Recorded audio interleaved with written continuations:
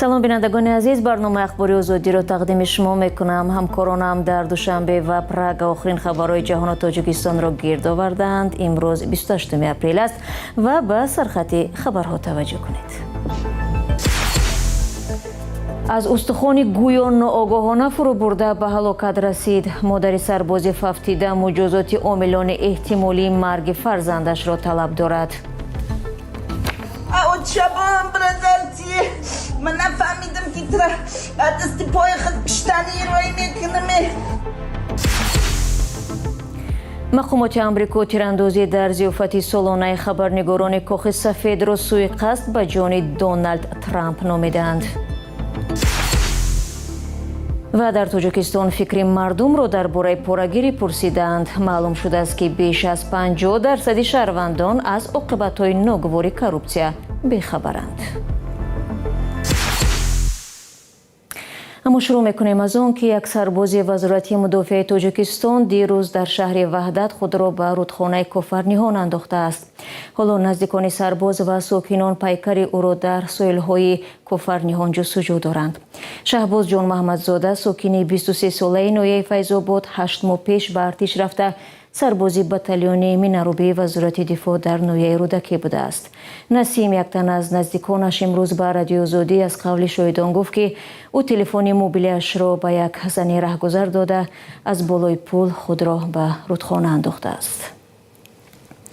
ба гуфтаи пайвандонаш, сарбоз барои 10 рӯз дар рухсатӣ буд ва имрӯз мебоист ба маҳалли хидматаш бармегашт. онҳо гуфтанд ки ӯ аз шароити бади хидмат шикоят дошт ва мегуфт ки гурдаҳояш осеб дидаанд. он рӯз ба наздиконаш гуфтааст ки барои ташхис ба беморхонаи шаҳри Ваҳдат меравад. дар ҳамин ҳол як хонаводаи дигар низ фарзанди худро ки ба гуфтаи онҳо ҳамагӣ 6 моҳи пеш довталабона ба хизмат рафта буд, аз даст доданд. сабаби марги Ғолибҷони 23-соларо ки сокини ноҳияи Ҳамадонӣ аст, ноогоҳона фурӯ бурдани устухон мегӯянд. модари ҷигарсӯхтаи ӯ масъулони қисми низомии кумитаи ҳолатҳои фавқулодаро гунаҳгор медонад ки ба сиҳати фарзандаш беэътиноӣ кардаанд. ҳамкорам Тоҳири Сафар бо тафсилоти бештар. بچه خشرو ما بای هول دختنه، بچه شیرین ما بای هول دختنه، بچه ما هین خدمت رفت. بچه این مکتبی مردانگی نبودست، مکتبی به تربیتی بدسته. از شیرینی اوچهه، اوچه با هم برادرتیه. من نفهمیدم که ترا دست پای خود کشتنی روی میکنمه. آهو ناله مادر غالبجان ابراهیموف سرباز 23 ساله از ناحیه همدانی شام 25 اپریل در شفاخانه جان داده است. سبب مرگ را فرو بردن ناگاهانه استخوان گفتند. بچم کسل شد، تلفن کرد، ای خدمت تلفن کرد که اوچه جان من استخوان خوردم، کسلم. گفتم چه خیلی استخوان خوردی؟ در خونه طبقات همه کفتی بجاش اسم کی اوقا استخوانی کلانت چه خیلی خوردی؟ فوچه جان استخوان خوردم. ای بالاش قانونم دادن پا پرت کم بلنسته بردنم گفتن سازی استخوان برفت است، پایون رفته کم ترخنکی گرفته است. ظاهراً غالبجان روزی 6 اپریل استخوان را فرو برده است. خودش در یک پیام صوتی به خواهرش خبر داده و از بی‌اعتنایی افسران به صحتیش شکایت کرده است. زیبا جان سازی خوبی، سلامتی خوبه. چون کردی چیا داره؟ چند شانزازان و چند زنگ نمیشه و نمیجا مزم نیسته. او روز دوشنبه بود آش خوردردم استخوان کرکم بلنشتم بودم بلنشته رنگین دنم بروان همجا 3 روزه هیچ خوردن نمیتونم. این پانی جلوت کم مخدوم ای بای نمیتونم چکو کنم همجا یکون چی با درد نمیرسم. دیگر زنگ تونم زدن نتونستم و چما بگو که هم فلشیده اگر شوه مقصد بشوه اگون چون قرضم تیتو میوم همجا زایت یکو کار میکنم اتمون اگر گوشتالم بران گوشتال اونجا میستمی قطع و بر میکنم همجا همه جوابو میتن میوم هم زایت یکو کار میکنم سمیتر هر زودن میگیرم پادیو اخدو قسم وضعیتم بزهی و پادیو.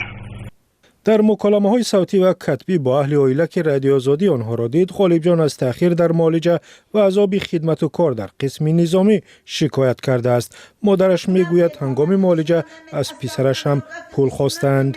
زنگ زد که خاطی دکتری امو خدمت اومد که به من 800 سوم تیار که من سوممیو میگیرم را گوسپیتال روی میکنم. بچم اومد سوم گرفت برفت گوسپیتال رفت. اویجا زنگ زد بچم که 300 سومی دیگه آتش روی کد روی که مرا قربولوش رنگ خری میبرن. آتش سوم روی کد رفت. با زنگ زد که اوچا جون امرا یکنیم تا روی سوم روی که من سوز نشیدم با ایجا میگیرن خدمت میبرن چسب میبرن سوز نشیدم. رفتم ای همسایه قرض کم یکنیم تا همسایه قرض کم روانش کردم. بعد از مدت غالب جان استخوان فرو برده‌اش را قطع کرده است. به گفته مادر بی‌اعتنایی و بی‌پروایی به صحت پسرش سبب مرگ فرزندش شد. مسئولان قسم نظامی قضیه را تاکنون شرح ندادند. غالب جان ابراهیموف بعد ختم دانشگاه ملی ماه اکتبر سال 2025 داوطلبانه به ارتش رفته است. به گفته مادر از بدرفتاری در قسم نظامی شکایت می‌کرد. حالا او در نامه از مقامات خواسته است عاملان احتمالی مرگ فرزندش را جزا بدهند. در عکس حال معلوم می شود که کسی پروای فرزندان ما را ندارد. پایان اقتباس: موردهای بدرفتاری در صف نیروهای مسلح تاجیکستان و هم بی‌پروایی به صحت سربازان که سبب مرگ آنها می شود در گذشته هم زیاد بوده است.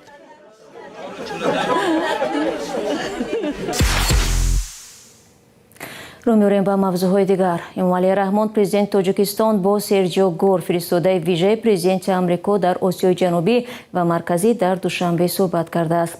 دفتر مطبوعاتی پرزیدنت تاجیکستان روز 28 اپریل خبر داده است که در این ملاقات همکاری‌های دو کشور در بخش‌های اقتصاد و تجارت، سرمایه‌گذاری و امنیت بررسی شده است. امومالی رحمان در این صحبت گفته است که آمریکا یکی از 5 کشور اصلی سرمایه‌گذار در اقتصاد تاجیکستان میباشد. در بیان رسمی آمده است که تاجیکستان آماده همکاری با آمریکا در بخش‌های گیدروانرژیتیک، استخراج و کارکرد معدن، صنعت سبک، خوراکواری، کیمیا و داروسازی است. در این ملاقات ذکر شده است که تاجیکستان و آمریکا در چارچوب سازمان S5-1 همکاری را ادامه خواهند داد. آمریکا از آغاز صاحب استقلالی تاجیکستان با این کشور همکاری را آغاز و میلیاردها دلار به دوشنبه کمک نموده است.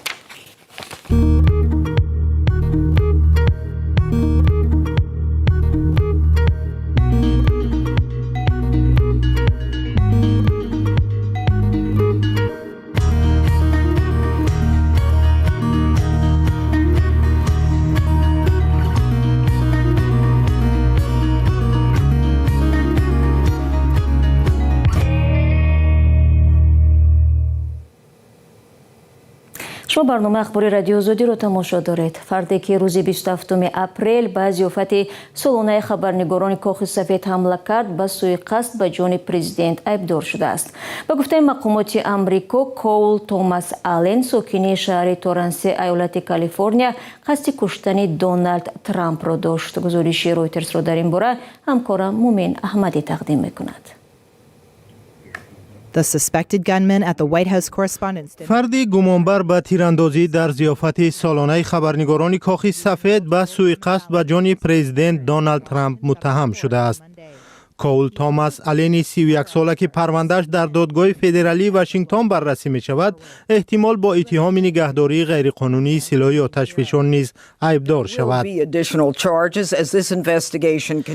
جنین پیررو دادستان حوزه کلمبیا گفت که تحقیقات ادامه دارد و شاید عیب‌های دیگر نیز علاوه شوند. او گفت هدف اصلی گمانبر کشتن پرزیدنت ایالات متحده آمریکا و منصبداران دیگری بلندپایه بوده است. آلن ساکن کالیفرنیا در پیام به نزدیکانش پیش از حادثه نوشته است که منصبداران مأموریت ترامپ را هدف قرار خواهد داد. او تا حال به این اتهامات علیهش اعلان شده پاسخ نداده است. نوارهای ویدیویی در اینترنت نشر شده نشان می‌دهند که گمانبر در دهلیز بیرون از تالار مهمانخانه واشنگتن هیلتون می‌دود. در دست او سلاح دیده می‌شود. مقامات آمریکا گفتند که یک افسر خدمات مخصوص در این هنگام به سوی آلن تیر خالی کرده است. تیر به او نرسیده است ولی او به زمین افتاده است. در این میان یک افسر خدمات مخصوص زخمی شده است ولی معلوم نیست که تیر از جانب کی به او پرانده شده است. خبری ورود فرد سلاحدار به مهمانخانه باعث شد که مقامداران بلندپایه زیر میز پنهان شدند و فوراً نیروهای ویژه آنها را از تالار بیرون کرد. کارولین لیویت سخنگوی کاخ سفید گفت که این دومین سوءقصد به جان پرزیدنت در 2 سال اخیر است. لحظه حادثه در کنار ترامپ، نایب پرزیدنت جی دی وینس، رئیس مجلس نمایندگان مایک جانسون، وزیر کارهای خارجی ایالات متحده آمریکا مارک روبیو، وزیر مالیه اسکات بیسنت و وزیر مدافع پیت هگست نیز حضور داشتند.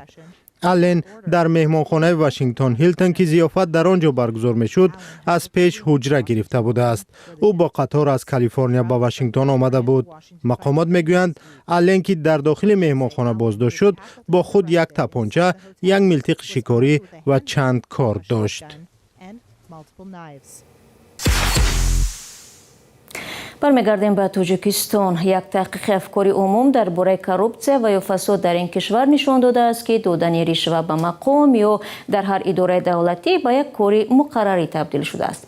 آژانس مبارزه با فساد در تاجیکستان که تحقیقات را نشر کرده است میگوید از پاسخهای نظردادگان به نتیجه رسیدن ممکن است که پیشنهاد تحفه یا مبلغ یک حالت مقرری حیاتی اجتماعی جامعه گردیده در اکثر حالتها خود کارمندان مقامات دولتی با پهن نشدن این ظهورات نامطلوب مساعدت می نمایند. همکارم طاهر سفر با قسمت‌های اساسی تحقیق آشنا شد و نخست از او درباره نتیجه های آن پرسیدم. تحقیق افکار عموم را مرکز تحقیقات استراتژی تاجیکستان یکجایه با آژانس نظارت دولتی و مبارزه با کروپسیا سال 2025 و در بین 10,000 نفر در 28 شهر و ناحیه انجام دادند. هرچند هنگام نظرسنجی اکثریت مردم از وجود فساد و رشوه‌خواری شکایت کردند، ولی فقط بیشتر از 35% آنها گفتند که خودشان مورد رشوه‌ستانی شدند یا فساد را تجربه کردند. به قول مؤلفان تقریبا 65% از مردم گفتند که به حالت‌های کروپسیونی دچار نیامدند. نظرسنجی در میان مردم تاجیکستان نشان داده است در جامعه کشور رشوه‌خواری، طمع‌جویی، سوء استفاده از منصب، بی‌عدالتی، خش و تباربازی، دزدی مالکیت دولت و مایل به فساد بودن منصبداران رواج یافته است. در این تحقیق آمده است بیشتر از 21% شهروندان پاره را با خواهش خود پیشنهاد کردند. در دیگر حالت منصبداران از راه و وسیله‌های گوناگون شهروندان را برای دادن پاره وادار کردند. آژانس مبارزه با کروپسیا در یک سند خود گفته است مردم تاجیکستان بیشتر در ساحه‌های معارف، وزارت کارهای داخلی، تندرستی و حفظ اجتماعی اهالی، عدلیه، وزارت مدافع، دادگاه‌ها، دادستانی، بخش انرژتیک، کمیته‌های انداز، اداره زمین و موردهای فساد و رشوه‌خواری بیشتر روبرو می‌شدند. از همکارم همچنین درباره سبب‌های اساسی رواج یافتن کروپسیا در تاجیکستان پرسیدم که مردم در این نظرسنجی‌ها درباره عامل‌های این پدیده چی گفتند. آژانس مبارزه با فساد و کروپسیا که خلاصه از تحقیقات را گفته است میگوید مردم تاجیکستان مزد کمی کار، کوششی به دست آوردن درآمد علاوه‌ای، بی‌مسئولیتی و بی‌وجدانی متخصصان، سنجش زیاد و تکراری مقامات نظارتی، بی‌مسئولیتی یا بی‌طرفی اهالی نسبت به کروپسیا، جابجاگذاری نادرستی کادرها یا تعیین شخصان تصادفی به این منصب یا آن منصب، خیش و تباربازی را از سبب‌های اساسی کروپسیا نامیدند. و گفته مؤلفان ناآگاهی اهالی از عاقبت‌های بد کروپسیا هم نگران کننده است، چون تحلیل ثابت کرده است که بیشتر از 50% شهروندان درباره عاقبت‌های بد کروپسیا معلومات کافی ندارند و از همین سبب گاه‌ها یگانه راه حل مشکل خود را در دادن پاره می‌بینند. عین زمان 25% گفتند رشوه‌خواری برای آینده تاجیکستان بد است. بیشتر از 18% گفتند که کروپسیا از جمله چای پولی و شیرینی دادن یک چیز معمولی است. گذشته از این بیشتر از 7% مردم گفتند رشوه‌خواری و فساد برای آینده جمعیت و دولت نقشی مثبت می‌بازد. حکومت تاجیکستان برای مبارزه با فساد و رشوه‌خواری برنامه و استراتژی زیادی قبول کرده است، ولی با وجود این گاه از دزدی و رشوه‌خواری وزیران و منصبداران بلندپایه گزارش می شود که میلیون‌ها سامانی یا میلیون‌ها دلار از پول دولت را دزدیدند یا به منفعت خود استفاده بردند. تاجیکستان هم از نظر زیاد بودن رشوه‌خواری در شاخص‌های بین المللی در یکی از مقام‌های بالا قرار دارد.